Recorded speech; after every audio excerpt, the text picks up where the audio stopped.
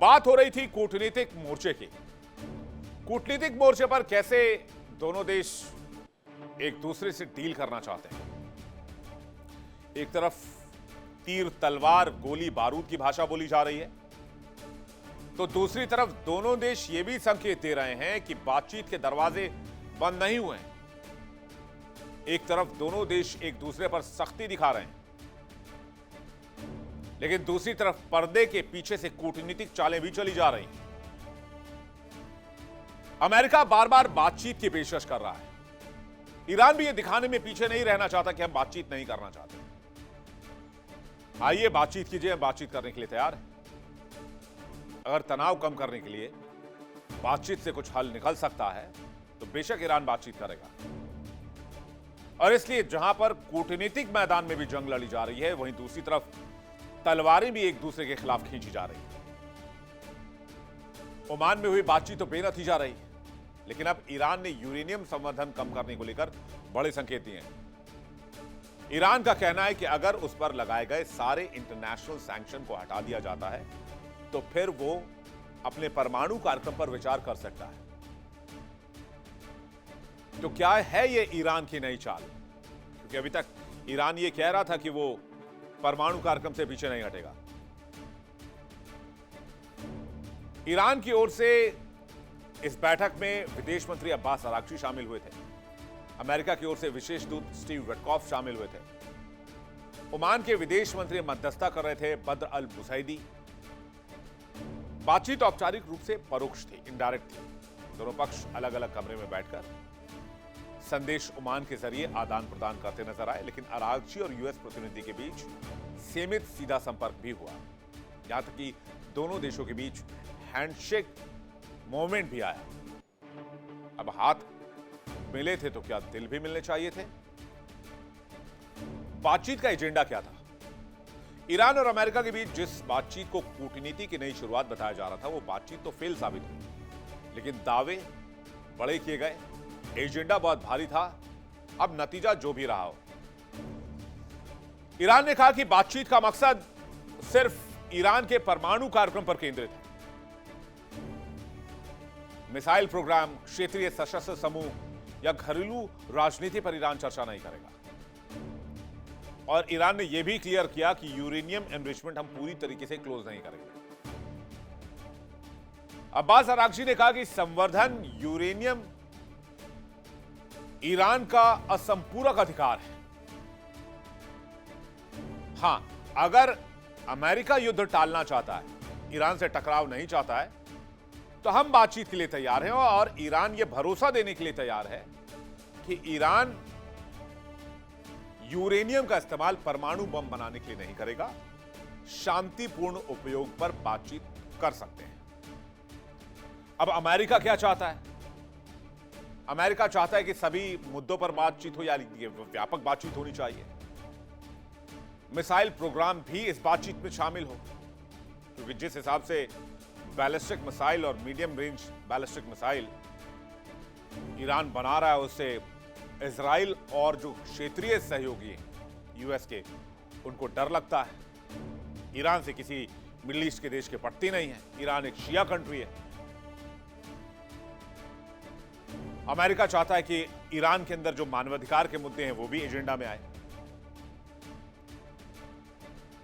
America को आशंका है कि यूरेनियम एनरिचमेंट जो परमाणु कार्यक्रम ईरान का चल रहा है, वो परमाणु हथियार की दिशा में है, जबकि ईरान बार बार यह कह रहा है कि यह हमारे क्लीन एनर्जी का एक फोकस है।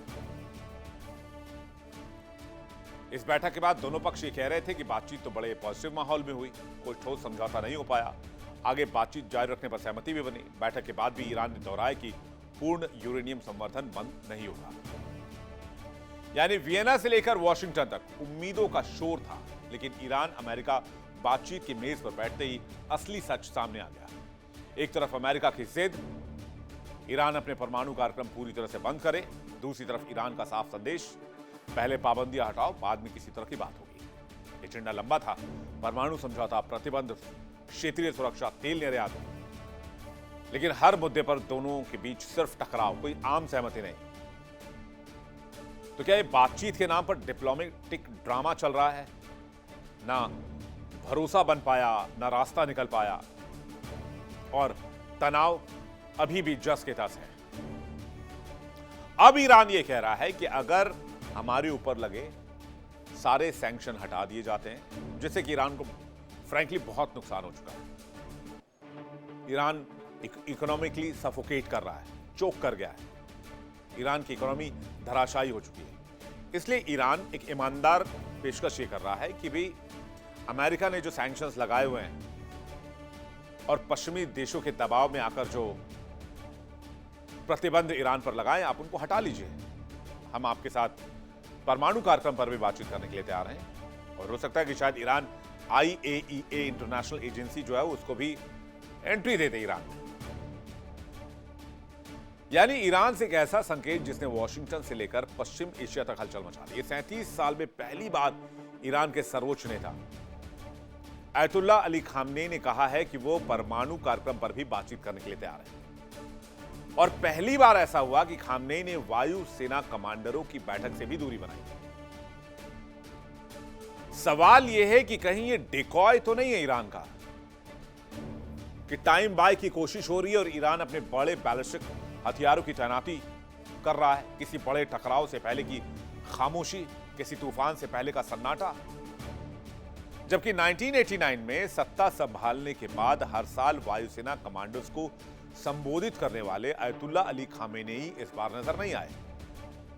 8 फरवरी की बैठक सिर्फ औपचारिक नहीं थी, बल्कि ईरानी सैन्य रणनीति का साफ संदेश मानी जाती है।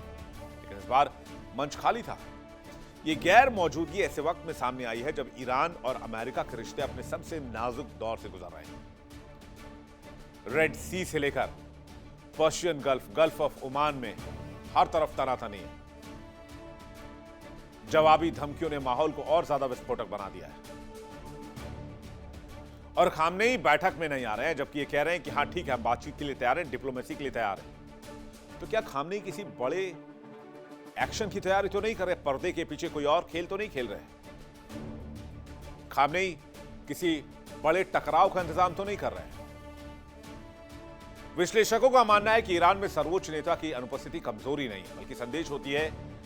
यह संदेश अमेरिका के लिए चेतावनी भी हो सकता है कि अगली चाल दिखेगी नहीं, बल्कि महसूस होगी। खामनेई की गैर मौजूदगी सिर्फ एक बैठक की खबर नहीं है, बल्कि उस अनकही रणनीति की हाट है जो पश्चिम एशिया की तस्वीर बदल सकती है। अब दुनिया की निगाहें तेहरान पर है, क्योंकि जब ईरान चुप होता है तो अक्सर तूफान के आसार होते हैं। दरअसल ईरान पिछले कुछ समय से 60% यूरेनियम संवर्धित कर चुका है, जो परमाणु हथियार बनाने के लिए काफी माना जाता है। और यही वजह है कि अमेरिका, इजराइल दोनों इस बात को लेकर तेहरान पर सख्त है और वो तेहरान के खिलाफ एक्शन चाहते हैं, क्योंकि इजराइल को कहीं ना कहीं यकीन है कि ईरान का परमाणु प्रोग्राम जिंदा है।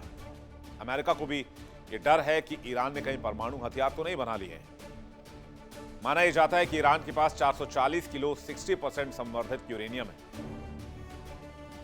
परमाणु बम बनाने के लिए 90% संवर्धन जरूरी होता है। हालांकि कुछ वैज्ञानिक ये भी कहते हैं कि 70-80% तक भी परमाणु हथियार बनाए जा सकते हैं। 60 से 90 तक पहुंचना एक तेज प्रक्रिया होती है। ईरान पहले से 60% एनरिचमेंट हासिल कर चुका है। अब ईरान को थ्रेशहोल्ड स्टेट माना जा रहा है।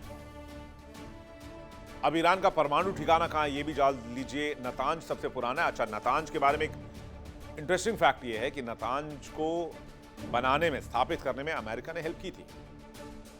नतांज तेहरान से लगभग 220 किलोमीटर दक्षिण पूर्व में स्थित है। यह यूरेनियम एनरिचमेंट का एक मुख्य अड्डा माना जाता है। गैस सेंट्रीफ्यूज की मदद से यूरेनियम को समृद्ध किया जाता है।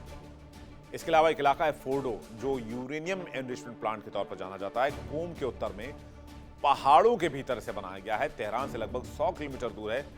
भूमिगत यूरेनियम समृद्ध कारखाने से माना जाता है। एक और इलाका है Isfahan nuclear technology centre. Isfahan शहर के बाहर मध्य ईरान में है। ये कन्वर्जन, ईंधन निर्माण और दूसरी नाभिकीय तकनीक केंद्र का इलाका माना जाता है। फिर एक इलाका है खोंडाब अराक, जो कि हेवी वाटर रिएक्टर है। ये तेहरान के दक्षिण पश्चिम में है, अराक क्षेत्र के पास है।